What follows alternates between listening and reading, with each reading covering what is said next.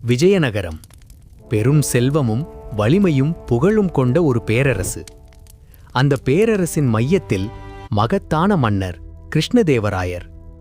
அவரின் ஆட்சி உறுதியானது. ஆனால் அந்த இரவு மட்டும் அமைதியில்லை. அரண்மனை காவலர்கள் திடீரென ஓடினர். அபாயம்! மன்னரின் அறையில் அபாயம்! மன்னரின் தனியார் அறை கதவு திறக்கப்பட்டது. மங்கலான விளக்கொளியில் மன்னர் படுத்திருந்தார், உயிருடன். ஆனால் அவரின் தலையணை அருகில் ஒரு கூர்மையான கத்தி. அது தரையில் விழுந்து கிடந்தது. அந்த கத்தி வெறும் ஆயுதமல்ல, அது ஒரு எச்சரிக்கை அல்லது தவறிய கொலை முயற்சி. அடுத்த நாள் காலை அரண்மனை கதவுகள் மூடப்பட்டன. இந்த அறைக்குள் நுழைந்தவர்கள் மட்டுமே சந்தேகப்படுவார்கள் என்றார் மன்னர்.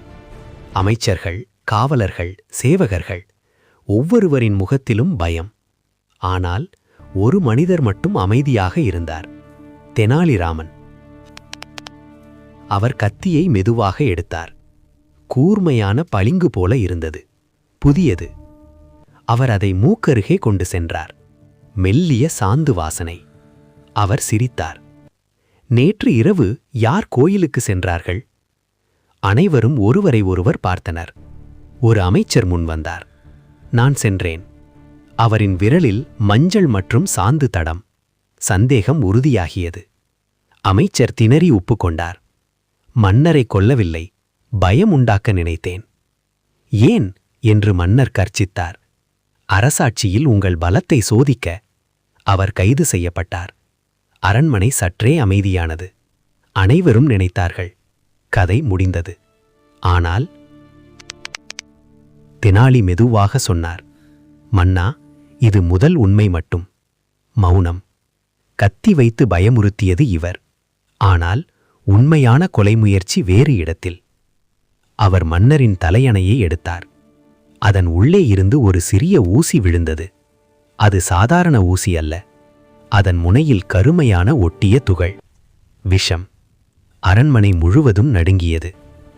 இந்த தலையணை நேற்று யார் மாற்றினார்கள்? ஒரு வேறு அமைச்சர் வியர்த்தார். அவர் மெதுவாக பின்னோக்கி நகர்ந்தார். தெனாலி கூர்மையான குரலில், உங்கள் திட்டம் மிக நுட்பமானது. முதல் அமைச்சர் பயத்தை உருவாக்குவார். அனைவரின் கவனம் கத்தியிலேயே இருக்கும். அந்த குழப்பத்தில் விஷ ஊசி மன்னரின் உயிரை எடுத்திருக்கும். முதல் அமைச்சர் அதிர்ச்சி அடைந்தார். என்னை பயன்படுத்தினானா? இரண்டாவது அமைச்சர் மண்டியிட்டு விழுந்தார். ஆம், நான் திட்டமிட்டேன். மன்னர் எழுந்தார். அவரின் கண்களில் கோபம். ஆனால் தெனாலி அமைதியாக முன்வந்தார். மன்னா, பயம் ஒரு ஆயுதம். ஆனால் அந்த ஆயுதத்தை இயக்கும் கையில் இருக்கும் சதிதான் பேராபத்து. இருவரும் தண்டிக்கப்பட்டனர். அரண்மனை மீண்டும் அமைதியானது.